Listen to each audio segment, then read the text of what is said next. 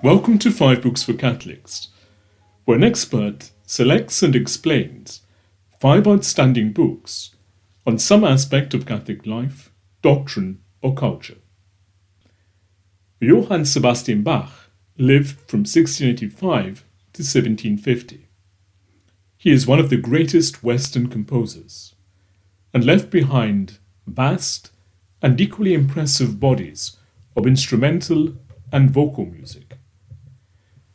The vast majority of his vocal compositions consist of sacred music written for Lutheran services.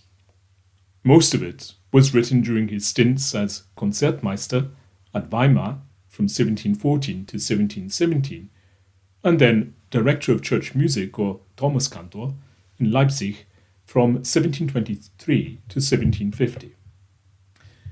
Here is the second part of an interview with Daniel R. Melamed. In the first part, he discussed Bach's Passions. In the second part, he discusses some resources on Bach's other sacred music. Daniel R. Melamed is Professor of Music and Musicology at the Indiana University Jacobs School of Music. His research interests focus on J.S. Bach, Mozart-era opera, and music of the 17th and 18th centuries. He is president of the American Bach Society and director of the Bloomington Bach Cantata Project. He has authored Listening to Bach, the Mass in B minor and the Christmas Oratorio, Hearing Bach's Passions, and Johann Sebastian Bach and the German Motet. He has co-authored with Michael Morrison An Introduction to Bach Studies, and he is editor of Bach Studies 2, Bach Perspectives 8, Johann Sebastian Bach and the Oratorio. Links to the resources discussed in this episode can be found in the show notes. Professor Daniel Melamed, welcome. Thank you. Glad to be here. You've also recommended some other books and resources on Bach's sacred music, but before touching upon them, could you explain what drew you to dedicate so much time and interest to Bach? It started with the pure musical appeal of the repertory, especially the vocal music, which I got to sing as a young chorus member and was hooked on. And then I discovered the world of Bach scholarship, full of, in one of its manifestations, puzzles and problems and enormous amounts of historical information to be sorted out that gave a surprisingly good view of Bach as a practical working musician. And so that combination made me want to know more and to be able to listen to a work of Bach and look at it and understand it better from many points of view. And the more I got interested in Bach, from especially the vocal instrumental music from that point of view, the more I began to appreciate Bach's accomplishments and his power as a musical thinker and the degree of skill, of craft that he brought to making this music, and got interested as well in the intersection of all this technical evidence on the one hand with the fact that these pieces in their time and hours generate meaning and are important to people. And I've spent a lot of time thinking since, and what has really kept me engaged is what the relationship is between those things, the way this piece is performed and was performed on the one hand, and what it was or is understood to mean. So I got drawn in as a singer and then as a kind of technical scholar, and then like to think I've broadened my thinking about Bach's music since. The first of the additional books you've recommended is a companion volume to Hearing Bach's Passions. In Listening to Bach, you examine two of his other great works of sacred music, the Mass in B minor and the Christmas Oratorio. Each of these is a parody, and each Bach sets the text to music he had already composed and used in other works. However, you argue that focusing on the parodic character of these works might not be helpful, and that we should try to listen to them as Bach's original audience would have. Could you tell us a bit more about this book? Yeah, let me start with the sense in which this is a companion to the Passion book.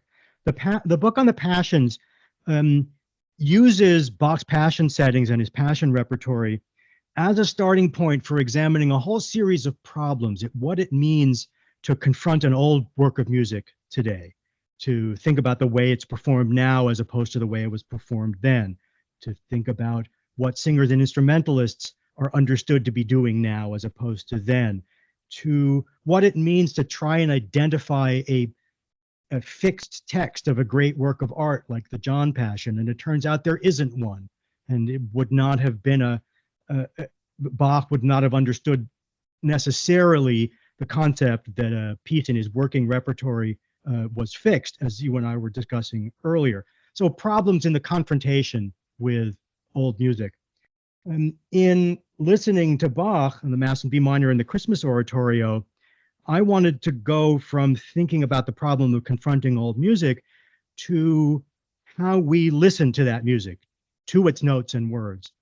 And it's true that a lot of the text is about the fact, the demonstrable fact that much of the music of both the Christmas Oratorio and the Mass in B minor, Bach adapted from works he had composed earlier for other purposes. He assembled and reworked these pieces, sometimes in a process known technically as parody and sometimes by some other processes. But in the same way that the Passions are just the vehicle for talking about the problems of confronting old music in hearing Bach's Passions, in listening to Bach, I'm taking this problem of parody, of the reuse of music, as a starting point for asking, what does it mean to listen really carefully to this music? How would it have been listened to in its time? What can you learn as a modern listener about the way this music is put together? And then when you circle back to the problem of what does it mean that the same notes could serve different purposes, you get to bigger questions about how early 18th century vocal instrumental music worked. And the Mass in B minor, if I'm not mistaken, is one of Bach's last works. But why did Bach, a Lutheran, write a setting of the Catholic Mass? That is a question that has been argued and debated, and the pendulum has swung back and forth on this.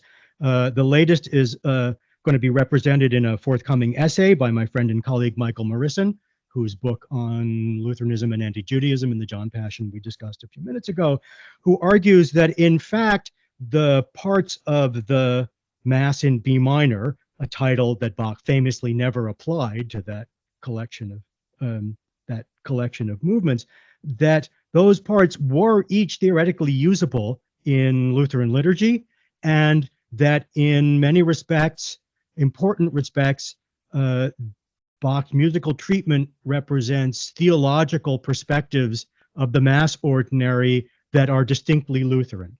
And so you tend to agree with your friends. I like the points Michael has been making about this, and think he's right that we ought to take seriously the idea that the segments of this piece that we call the Mass in B minor were in fact usable and conceivable and even conceived as Lutheran music. On the other hand, he did bind or assemble all the movements of the Mass ordinary into one. There's a famous reference by his second oldest son, Carl Philipp Emanuel Bach, who calls it the Great Catholic Mass. He spells it with a lowercase c, and it's not clear whether he meant that in a technical sense or whether he meant it in a denominational and confessional sense. Even though one can probably satisfactorily demonstrate that this music was usable as Lutheran worship music, we cannot simply dismiss the fact that this collection of the five movements of the ordinary is the shape of a Catholic Mass. So there's much more to be said about this, and I think every generation will have to come to terms with it on its own. Bach came from a family of musicians.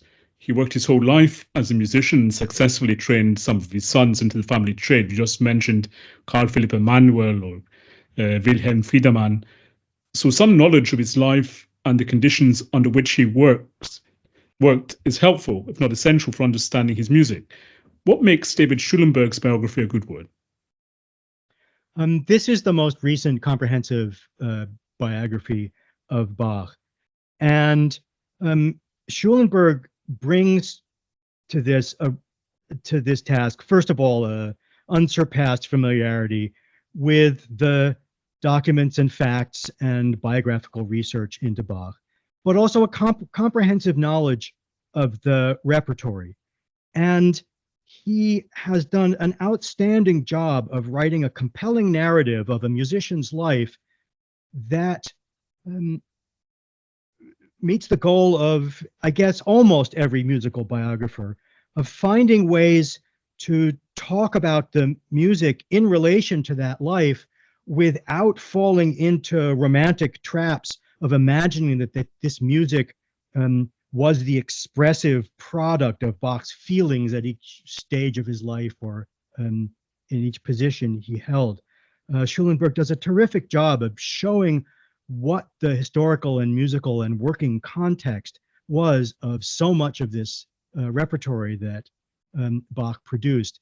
And between its expertise, its readability, and the way it weaves together Bach's life and the context of his work with the musical works, it's absolutely to be recommended.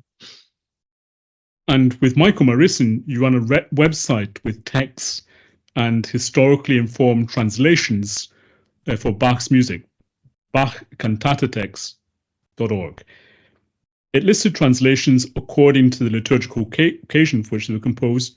How can people use this site and its translations?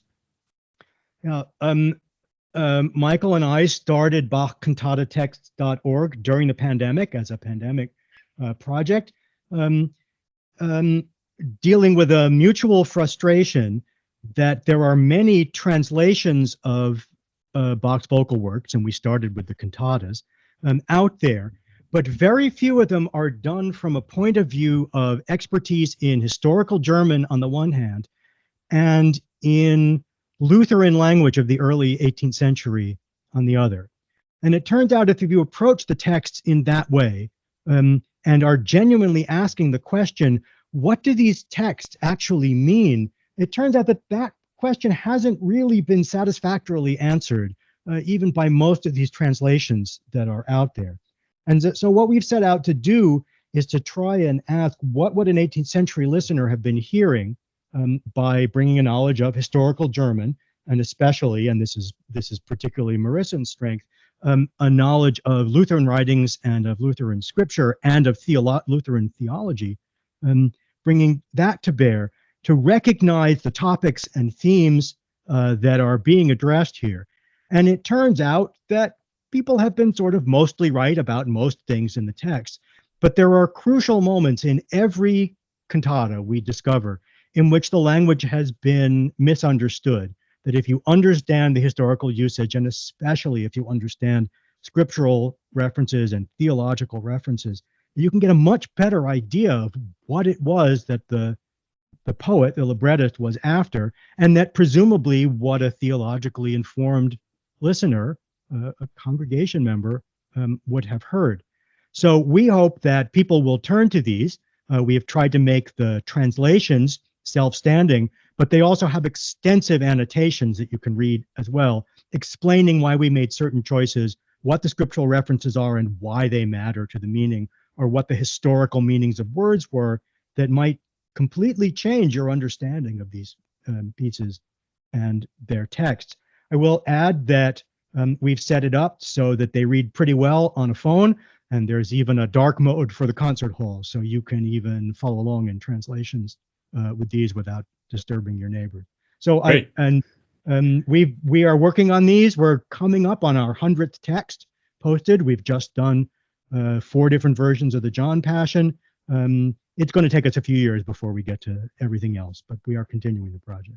So you can compare yourself with those people like Gustav Leonhardt or John Eliot Gardner who've recorded all the cantatas. You've done all the translations. I would love to have done that. The task is a little different, and it could be done by a duo in this case. That obviously took enormous teams. of expert performers, rounded up and given opportunity to make music year after year after year. I am, although I have some differences with the approaches taken in many recordings of Bach cantatas, I am astonished by the effort it must have taken to rehearse and perform and record all of them. And finally, could you tell us a bit about another of your projects, the Bloomington Bach project? The Bloomington Bach Cantata Project is in its 14th season, and we present performances of J.S. Bach's cantatas in free public concerts 6 times a year here in Bloomington, Indiana, where I teach. The performers are specialists in 18th century singing and instrumental playing. We pay very close attention to what we know about the size forces that Bach used, and we pay close attention to the musical texts and to the multiple versions that pieces come down to us in. We are in no sense chasing after recreations of Bach's performances, but we are determined to model our performances of Bach cantatas on his own, and that turns out to be an ear-opening experience for performers and listeners alike. So we present these in concerts that have a format that I have not heard about anywhere else. Audience members hear a performance of the cantata and then a talk about it that I typically give, and then a chance to hear the performance a second time. And I talk about problems of music and text and theology and listening, many things that you and I have been talking about here today. And then people have a chance to hear the cantata for a second time. They're pretty short, so there's time to fit that into a short concert. And people consistently say that they heard new and different things, which is what we hope. We're in our 14th season. You can find us on YouTube and on Facebook. And for those who are not able to come to Bloomington for performances, we post good video recordings of our concerts now every time. It's been ear-opening for me and a delight to help train a couple of generations of mostly young musicians to perform in this very challenging way. And the results have been musically terrific, and it's a thrill every time I get to participate in one of these. Professor Daniel Melamed, thank you very much for taking us through Bach's Passions and his sacred music more broadly. Thank you. My pleasure. Thank you for inviting me. Thank you for listening. To read or listen to the rest of this interview and gain full access to our archive, visit 5booksforcatholics.com and become a premium subscriber. If you've enjoyed this episode, please subscribe to the podcast and give it a top rating on the platform of your choice. That way, more people can discover it. You can also support the podcast and help us produce more interviews like this one by making a one-off donation via the link given in the show notes. As little as $1, £1, or €1 can help and will be greatly appreciated. Thank you once again, and God bless.